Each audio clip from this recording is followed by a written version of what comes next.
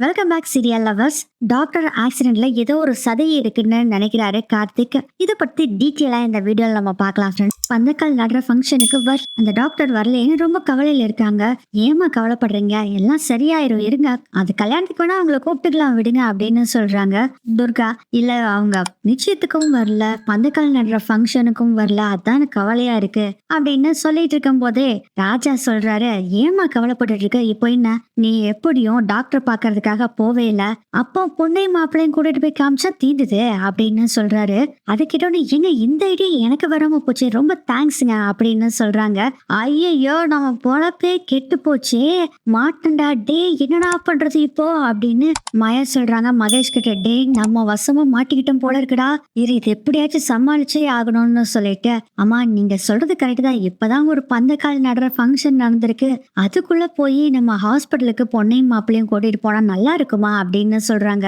அது சாமுண்டேஸ்வரி சொல்றாங்க, இப்ப இதெல்லாம் பார்த்துட்டு இருக்கலாமா, இந்த காலத்துல போய் அதெல்லாம் எதுவுமே இல்ல, கண்டிப்பா பொண்ணையும் மாப்பிள்ளையும் கூட்டிட்டு போனா அவங்க ஆசீர்வாதம் தான் பண்ணுவான் என் ஃப்ரெண்டு அப்படின்னு சொல்லி வாங்க போலான்ட்டு போறாங்க.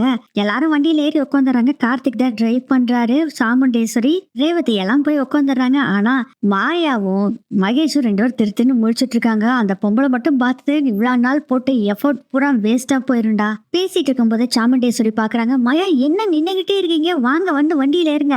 இல்லைங்க, நாங்க இது வரைக்கும் இவ்வளவு அப்படி வண்டியில் நாங்க போனதே இல்ல, நாங்க பேசாம ரெண்டு பேரும் ஆட்டோல வந்துட்டுமா அப்படின்னு கேக்குறாங்க மாயா. சாமுண்டேஸ்வரி சொல்றாங்க, அதெல்லாம் அந்த காலம், நீங்க இந்த சாமுண்டேஸ்வரியோட சொந்தக்காரங்க, சோ நீங்க எங்க கூட தான் கெத்தா வண்டியில வரணும்னு சொல்லி ஏற சொல்லிடுறாங்க. வேற வழி இல்ல, கடவுள் விட்ட வழி வா கிளம்பலான்னு ரெண்டு பேரும் வண்டியில ஏறி போறாங்க.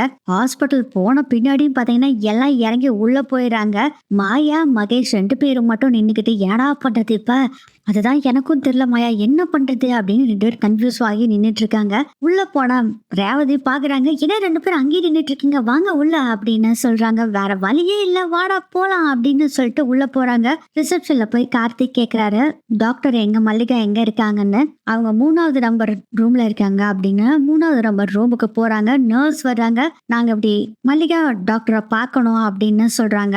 சாமுண்டேஸ்வரி அதுக்கு அந்த நர்ஸ் சொல்றாங்க, இல்லைங்க டாக்டர் இப்ப நீங்க பார்க்க முடியாது, அவங்க ரெஸ்ட்ல இருக்காங்க அப்படின்னு சொன்னோடனே அப்பாடா இப்பதான் எனக்கு நிம்மதியா இருக்குது அப்படின்னு நினைச்சிட்டு இருக்காங்க. மாயா அந்த நிமிஷத்திலேயே பாத்தீங்கன்னா சாமுண்டேஸ்வரி சொல்றாங்க, இல்ல சாமுண்டேஸ்வரி வந்திருக்கேன்னு சொல்லுங்க, அவங்க கண்டிப்பா பேசுறேன்னு சொல்லுவாங்க. சரி மேடம் வேணா கேட்டு பாக்குறேன் அப்படின்னு சொல்லிட்டு நர்ஸ் போறாங்க. ஐயோ கடவுளே, அவங்க பார்க்க கூடாதுன்னு சொல்லணும்னு சொல்லும் போதே கரெக்டா நர்ஸ் வந்து உங்களை பாக்குறதுக்கு வர சொல்லிட்டாங்கன்னு சொல்லிடுறாங்க. போச்சு முடிஞ்சது கதை அப்படின்னு முடிவு பண்ணிடுறாங்க மாயா. அதுக்கப்புறம் வாங்க போலான்னு சொல்லிட்டு அந்த டோரை, ஒரு டோர் இல்லைங்க ரெண்டு டோர் இருக்கு அந்த ரூமுக்கு, ரெண்டு டோரையும் ஓபன் பண்ணிட்டு எல்லாரும் உள்ள போறாங்க. ஆனா மகேஷும் மாயா ரெண்டு பேரும் தலை குனிஞ்சே நிக்கிறாங்க, நிமிந்து பார்க்க மாட்டேங்கிறாங்க. பயங்கர ஷாக்கா சாமுண்டேஸ்வரி மல்லிகாவை பாக்குறாங்க. என்னடா இது, சாமுண்டேஸ்வரி இவ்வளா ஷாக்கா பாக்குறாங்களே அப்படின்னு சாமுண்டேஸ்வரி முகத்தவே மகேஷும் மாயாவும் பாக்குறாங்க. சரி என்னதான் ஆச்சு அப்படின்னு நிமிந்து பாக்குறாங்க மல்லிகா டாக்டர். திடீர்னு மல்லிகா டாக்டரை பார்த்த உடனே மகேஷுக்கும் மாயாவுக்கும் பயங்கர சந்தோஷமாயிருது. முகத்துல அப்படியே பிரகாசமா சந்தோஷம் தாண்டவம் ஆடிட்டு இருக்கு. அப்படியே கேமரா ஜூம் பண்ணி மல்லிகா டாக்டரை காமிக்கிறாங்க. பார்த்தா மல்லிகா டாக்டர் கண்ணுல கட்டு போட்டிருக்காங்க.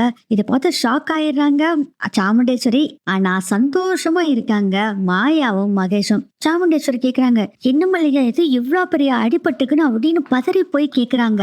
உங்க வீட்டுக்கு நான் வர்றப்பதான் ஆக்சிடென்ட் ஆச்சு அப்படிங்கிற விஷயத்த சொல்றாங்க. சரி கண்ணுல எப்படி அடிபடுச்சு, ஆக்சிடென்ட் ஆனப்போ கார்ல அந்த கண்ணாடி தோள்கள் என் கண்ணுல லைட்டா பட்டுச்சு, அதுக்கு ஃபுல்லா இப்போ ட்ரீட்மெண்ட் கொடுத்துதான் கட்டு போட்டிருக்காங்க, 1 மாசத்துக்கு இப்படியே இருக்கணும்னு சொல்லியிருக்காங்க டாக்டர் அப்படின்னு விஷயத்த சொன்னோன்னே பயங்கர ஹாப்பி ஆயிருது மாயாக்கு. அப்பாடா 1 மாசத்துக்கு நமக்கு எந்த பிரச்சனையுமே இல்லடா சாமி அப்படின்னு நினைச்சிட்டு இருக்காங்க. மல்லிகை சொல்றத கேட்டவுடனே, ஆண்டி பார்த்து ட்ரைவ் பண்றது இல்லையா அப்படின்னு கேக்குறாங்க. ரேவதி, இது என்ன ரேவதி வாய்ஸ் மாதிரி இருக்கு, ரேவதியும் வந்திருக்காளா சாமுண்டேஸ்வரி, உன்னை பாக்குறதுக்காக தான் மல்லிகா வந்தோம் நாங்கெல்லாம், கூடவே மாப்பிளையும் வந்திருக்காங்க அப்படின்னு சொல்றாங்க. அடடா அவங்கள எதுக்கு இங்க ஹாஸ்பிட்டல் கூட்டிட்டு வந்த, இல்ல உன்னை பாக்குறதுக்காக தான் வர சொன்னேன், அவங்கள நீ ஆசீர்வாதம் பண்ணு அப்படின்னு சொல்றாங்க.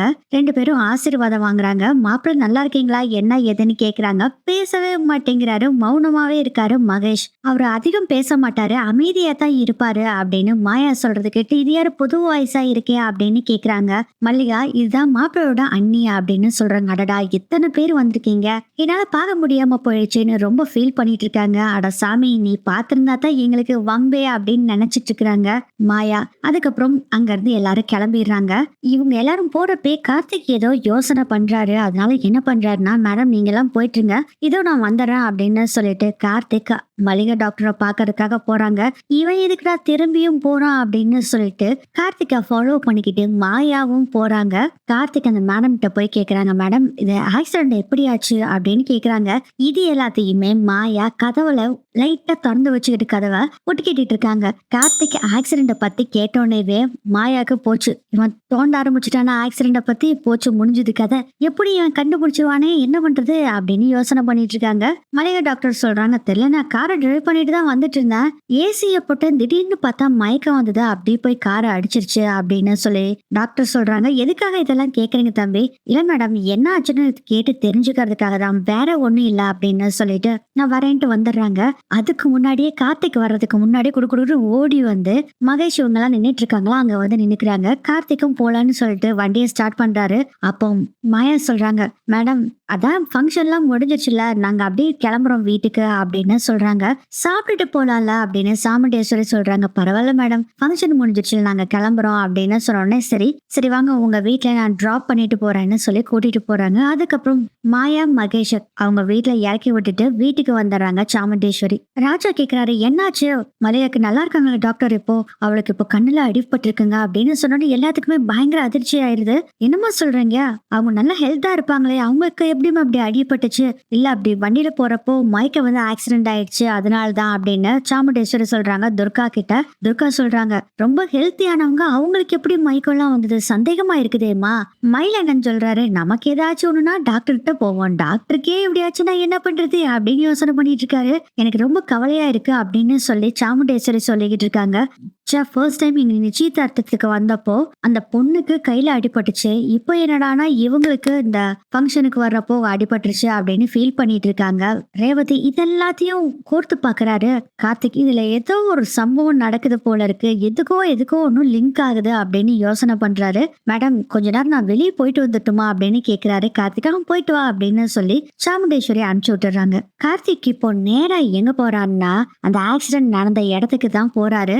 மாயாவை காமிக்கிறாங்க. அவங்க ஒரு பக்கம் டென்ஷன்ல இருக்காங்க. மகேஷ் கேக்குறாரு, இப்போ எதுக்கு இவ்வளவு டென்ஷனா இருக்கா, அதான் எல்லா பிரச்சனையும் முடிஞ்சிருச்சு, அட நீ வேற முட்டாள்தனமா பேசிட்டு இருக்காத. அந்த கார்த்திக் போய் அந்த டாக்டர் கிட்ட என்ன ஆக்சிடென்ட் ஆச்சு எப்படி ஆச்சுன்னு கேட்டுட்டு இருக்காரு. எனக்கு என்னமோ பயமா இருக்குது அப்படின்னு சொல்றாங்க. எதுக்கும் நான் அங்க வச்சிருக்க அந்த பெர்ஃபியூம் இருக்குல்ல அதை எடுத்துட்டு வந்துடுறேன், அதுலதான் நான் மருந்து கலந்து வச்சேன், இவன் கண்டுபிடிச்சான்னு நம்ம தான் மாட்டுவோம் அப்படின்னு சொல்றாங்க. சரி சரி போயிடி உடனே அதை எடுத்துரு அப்படின்னு மகேஷ் சொல்றாரு. ஏன் மகேஷும் கூட போக வேண்டியதானே, மாயாவை மட்டுமே தனியாவே அனுப்பிச்சு விடுறாங்க. மாட்டுனா மாயா மட்டும் நம்ம தப்பிச்சுக்கலாம்னு செய்யறாரா என்னமோ தெரியல மகேஷ். மாயா அந்த ஆக்சிடென்ட் நடந்த இடத்துக்கு போறாங்க. டோர் ஓபன் ஆகிதான் இருக்கு அந்த கார்ல. அந்த பெர்ஃபியூமை எடுத்துட்டு, இந்த பெர்ஃபியூம்னால தானே இத்தனை பிரச்சனை, கார்த்திக் நீ என்ன பண்ணாலும் கண்டுபிடிக்க முடியாதுன்னு சொல்லி நினைச்சிட்டு இருக்கும் போதே கரெக்டா கார்த்திகோட கார் வருது. ஐயோ அந்த டிரைவர் தான் போல இருக்குதே அப்படின்னு சொல்லிட்டு ஒரு பக்கம் போய் ஒளிஞ்சுக்கிறாங்க மாயா. கார்த்திக் வந்து ஃபுல்லா தேடிக்கிட்டு இருக்காரு. ஒரு எவிடன்ஸும் கிடைக்கல. தேடு மகனே தேடு, நீ என்ன தேடினாலும் சரி கண்டிப்பா எவிடன்ஸ் கிடைக்காது அப்படின்னு சொல்லி ரொம்ப சந்தோஷமா நினைச்சிட்டு இருக்காங்க மாயா. இதோட இந்த எபிசோட் முடியுது.